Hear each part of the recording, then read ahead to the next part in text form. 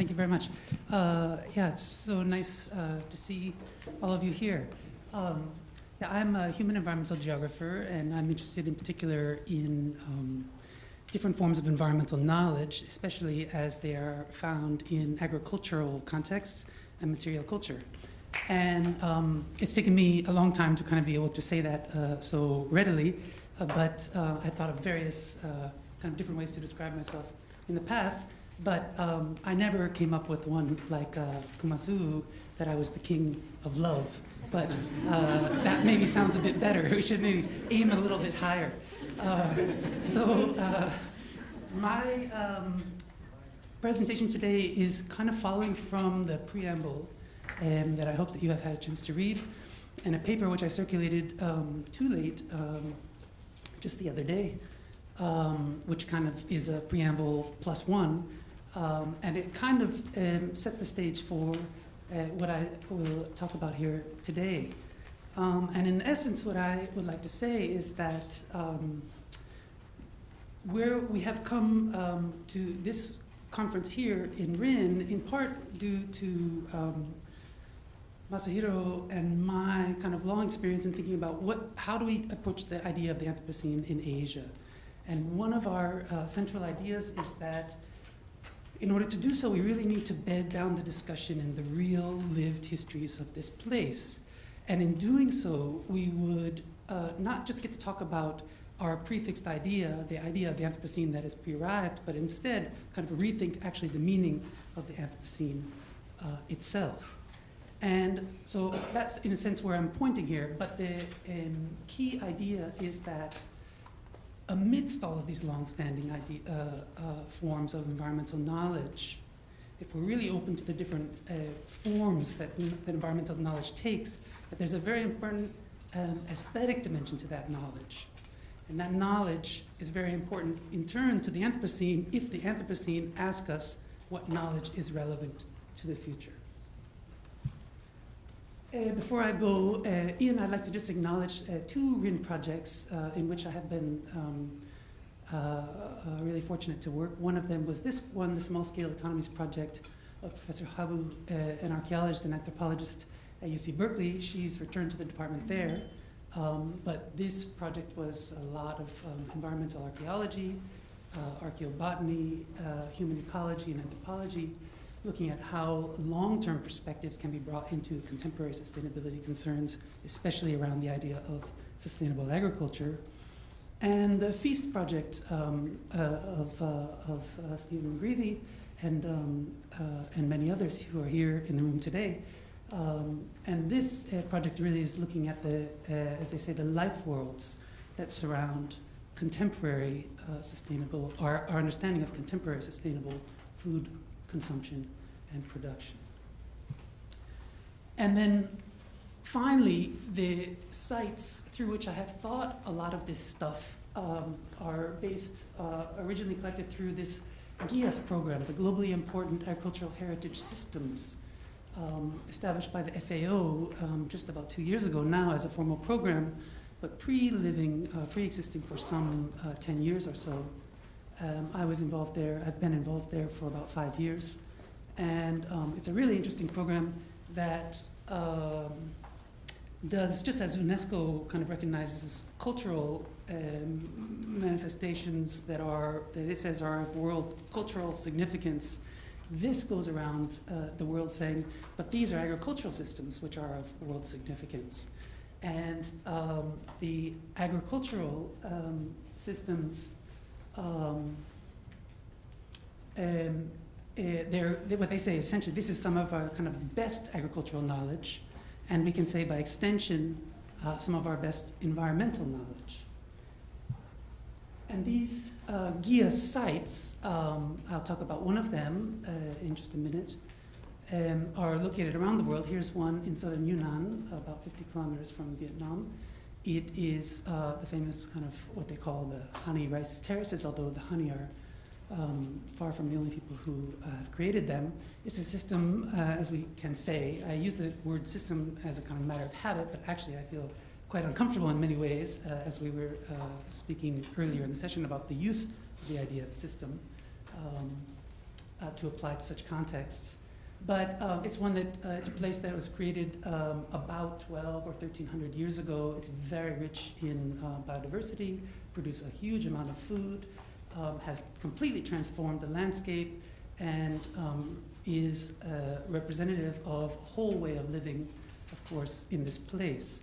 Now, as far as the GIAS program goes, it's really the only program on the international stage that I'm aware of that recognize these different elements of an agricultural context: the food and livelihood security, the agrobiodiversity, traditional knowledge and techniques, cultural values, and collective forms of organization, and landscapes produced in relationship to all of these as mutually constituent, as inseparable elements, all as essential to the composition of the whole.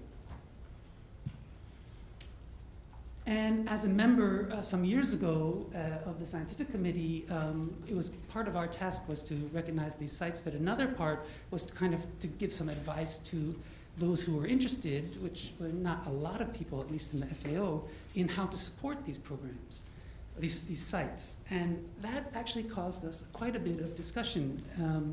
And part of the reason, I think, it came to me after a long time was because we didn't really have a good sense of how exactly or why they persist through time. And this question of persistence seems to me a kind of very large problem that oftentimes does not appear as such in our discussions of contemporary sustainability, even though, which basically has been concerned until now with the problematic of change. Changing from the past into the future, now we're in this great moment of change, what shall we do about it, and so on, which seems like a reasonable concern.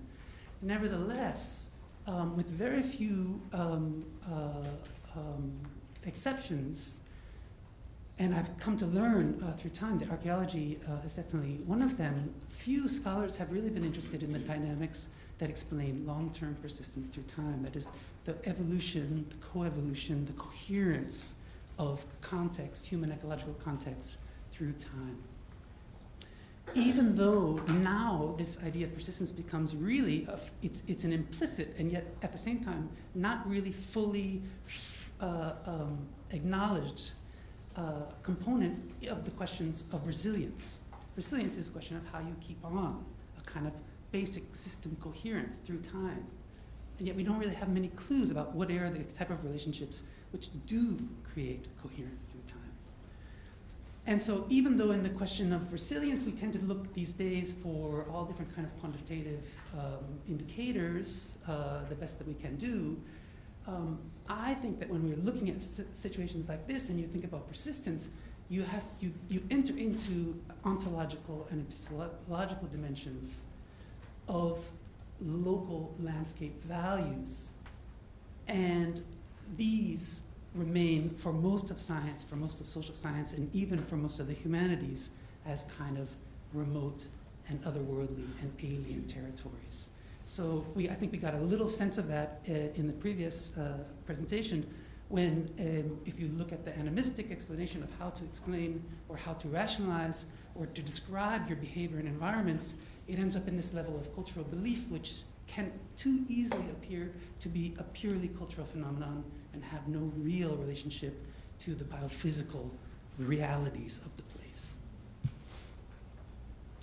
Now, some of this, my ideas in the GIAS program kind of floundered for some time until, thankfully, and actually originally thanks to the AKW's Anthropocene curriculum in Berlin, which I came into contact with Jürgen Renn and colleagues at the Max Planck Institute for the History of Science, and began to read some of their work, looking at knowledge as an evolutionary phenomenon, a co-evolutionary phenomenon. And I began to see right away that instead of thinking about these agricultural systems as agricultural, as physical systems, instead we should think about them as kind of knowledge flows, and that the continuity of agroecological contexts or complexes has to do with the continuing sensibility of knowledge through time. And the sensibility here, I mean in the sense that knowledge of a society is perceptible to individuals as they live their lives, but that it's also sensible in the sense that it continues to be relevant to them as they confront changing circumstances. So in this sense, knowledge, as I say, can be considered a coevolutionary phenomenon. There's lots more to say about that, but I won't at the moment. But another central insight from this literature is that knowledge is not only a mental phenomenon, but also can take material form. And it does so, of course, in the case of institutions, when they make rules which structure landscapes and behaviors and things like this, but also in the sense of material itself, all around. Now, this changed my perspective quite a bit from looking at agricultural contexts as kind of composed of different things, composed of different elements, agricultural, non-agricultural, gender, youth, and all these type of different categories that we tend to, especially in the FAO and the UN speak, want to throw on the landscape, instead as being kind of continuous expressions, in a sense. So, interestingly, continuous expressions, things between the material and the immaterial in particular. That follows interestingly, and here I really kind of almost conclude my little theoretical introduction, some studies or some trajectories in material culture studies, which is a kind of a big and very interesting body of literature which goes in many different directions, but in particular with some of the people that are found there, you begin to look at objects not as kind of fixed things, but instead in relationships to currents of activities, and especially interestingly in terms of their origins or their genesis. And in this sense, we point to what I think is a kind of a future in this field, and that is to look really more directly at the environmental significance of material culture, to look at material phenomena as instantiations of place-based knowledge and involved in the places, in the making of places. And there we can begin to see things not as things so much, but in a sense as a kind of media, as a medium through which qualities of special concern are conveyed through time. So material culture then can be understood to have a kind of structural character rather than just being a product of things, but actually involved in the creation of the future worlds. And that comes out in particular in this bottom sentence here, in which the material culture itself becomes a crucial factor in the evolution of institutions and knowledge. And I would recommend, sorry, that's just tiny text there, but anyway, you can find the reference not so easily. So I'd like to give two quick examples. One that kind of moves from the landscape down to the object, and one that moves from the object to the landscape. And so here we return to Wakayama, the key peninsula that Eiko was just talking about. Here we are on the kind of coastal slopes looking down to the Pacific Ocean over what is recognized as a GIA site about 2 years ago.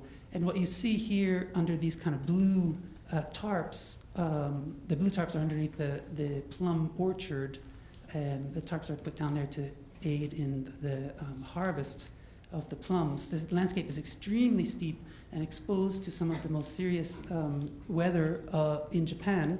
It has apparently the highest single-day rainfalls in all of Japan, and Japan receives quite a lot of rain per year. And it receives oftentimes the brunt of the typhoons and other events. And in a landscape like this, which is extremely steep and the soil's pretty poor, very difficult to make a productive agriculture, and yet the people here have figured out a very kind of ingenious system to keep this landscape to be able to extract high-value products, a number of them, from the landscape without drawing down the local ecological integrity which keep this place intact. So here you see a kind of a snippet of that.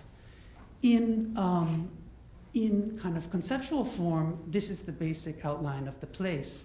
If we start at the top of the slopes, there is a coppiced forest, which is a forest which is repeatedly cut without, so that timber can be harvested without killing off the root system below.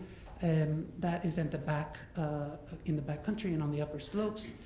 And creating a mosaic, this kind of coppicing, which happens on a multi-year schedule, creates a kind of mosaic landscape with lots of different flowering and fruiting plants, which are important habitat for pollinators, which pollinate in particular the plum and the mikan, the little orange, which some of you might have enjoyed this morning, that also come from this area. And the plum in particular have a good, also a good root system that allow it to grow there very well in these difficult soils.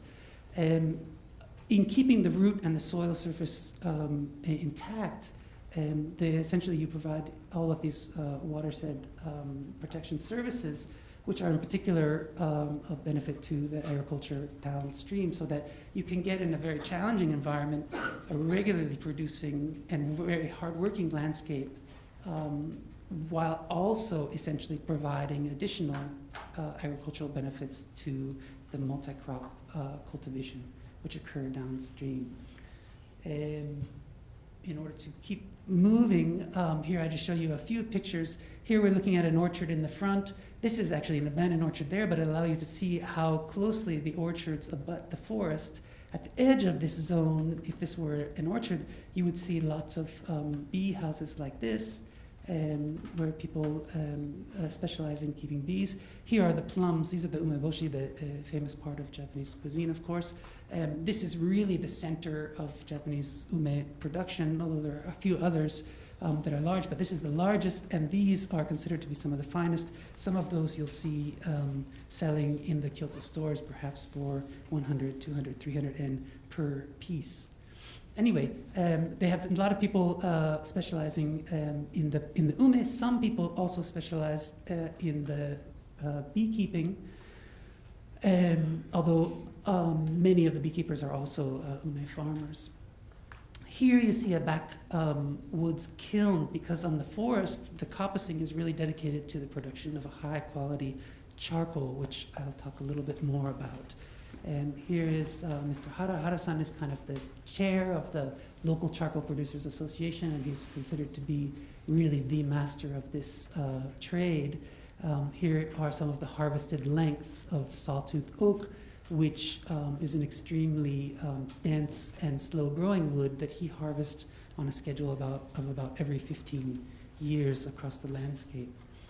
Here is the kiln, and after 10 days or so of firing, he pull out the glowing charcoals. He uses this special technique to produce what they call a kind of white charcoal, which is ironic because it's black entirely, but it's white in the sense that he rakes it over into this, into that corner on the side of the kiln, and then covers it in ash, lets it cool a bit before before he's able to manipulate it again, and then it gets a kind of a white dusting on it.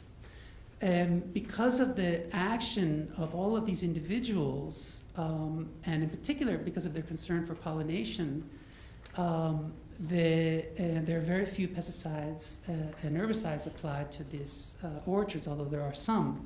But as a consequence, it's not done in such a way that biodiversity is significantly harmed, and in particular in the kind of gullies leading into the rice fields downstream, you see very high rates of biodiversity, freshwater biodiversity in particular.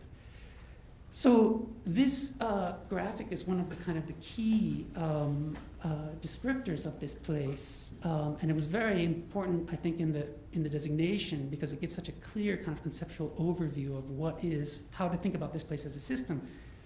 And so this thing is very useful, but nevertheless also fundamentally incomplete in the sense that there are no people involved there at all. And without any people there, without any actors, there's no indication of where the system is coming from and where it might be going to. So I suggest instead that instead of seeing these different kind of this whole as kind of involving different ecological conditions or contexts, we can think about these as being essentially different kinds of knowledge fields. And if we look at the knowledge fields, we see that they are overlapping in space, in practice and in space, in the sense that people tend to have more than one role within the landscape, but also in the sense that the knowledge, the quality of the knowledge, of any one of these domains, for example, the forest in here, the forest and charcoal, we could say has kind of different characteristics. Some of it would be considered what we think about as being really expressly ecological. Some of it would be very kind of technical in the sense that it referred to the use of tools or the making of different, the techniques that are used, the metrics that are used. And some of it would be considered perhaps purely social in the sense that activities, of course, take place within social worlds that have all kinds of different meanings, that there are rituals involved, that there's food culture in which this whole thing makes sense, and so on. And so here is an attempt that I made with an illustrator to kind of put the actor there in the front and in the middle of all of this, and to think across these different aspects of the activities here, some of which occur right there on the mountainside, some of which occur around the kiln, and others which are just as important to the maintenance of the whole, which occur offsite in other places. So what we see here is that there are really different forms of knowledge at play in different areas. And there's lots of different things that you can say here, but on one level, here we have Hara-san's close attention to essentially the weather and the way in which these trees, this particular species of tree, grows in large part underground, since what he's doing is essentially growing root systems underground and harvesting from the product of this kind of underground forest that he is able to interpret as particular qualities of wood and then transform through a very technical process, careful process in the kiln that lasts about 10 days, which is measured by primarily the color and the smell of the smoke which issues from the kiln, and the color and the taste and the clarity of this mokusaku, this kind of wood vinegar, which is an extract of the smoke. But very interestingly, in this case, the whole quality of his charcoal is ultimately proven here in the level of cuisine, because the charcoal is basically the thing which is used to fire the coals of the very high quality grillers of fresh vegetables and meats. And so he, as a protagonist in this landscape, has to always think forward and backward from the landscape to the final product. But the important pull factor in this, in his activity through time, actually occurs here in the sense of taste of people. So here's a little kind of graphic, and you get it across the different domains, the different sites of knowledge. And I see I'm running completely out of time. I've got 2 minutes to talk about baskets, which is just terrible. Baskets, this is, I'm just going to have to zip through here. But if I can do any justice, I cannot. I'm just going to skip all of this. It's really a shame. If I just kind of say the key thing, here we have an example from 7,000 years BP, some of the best archaeological evidence in Japan of baskets. There were about 750 baskets found in this one single site. And what you get here is that the basket patterns that existed 7,500 years ago are still about 5, these are 5, only 5 of several others also found at the site, but of a total of about 12 major techniques that are still used today for basket weaving. So 7,000 years ago, you have already evidence of not just the development, but really the refinement of a technique for making tools, because baskets are essential tools for living in landscapes like this one and like California and like many others in which people depended essentially upon gathering forest and sea resources. They're just the indispensable technology that enabled life in these places for a long time, thousands and thousands and thousands of years. And at 7,000 years ago, you've got this really nice evidence of the weave, which essentially has not been improved upon in the following 7,000 years. Here's another really nice example, and I indulge myself for a second here. This basket was particularly interesting to me because it was featured in this exhibit, a kind of really magisterial exhibition of Jomo and archaeology that just concluded recently. And one of the highlights of the exhibition was this basket, the only non-ceramic object to be included as a highlight in that exhibit. And I thought that was really fascinating because I had just found about a week before this basket.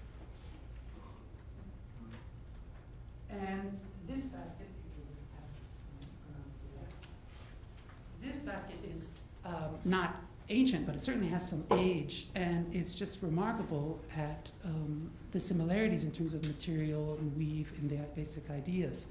And this really got me to thinking, how does one explain the kind of currency of environmental knowledge through time?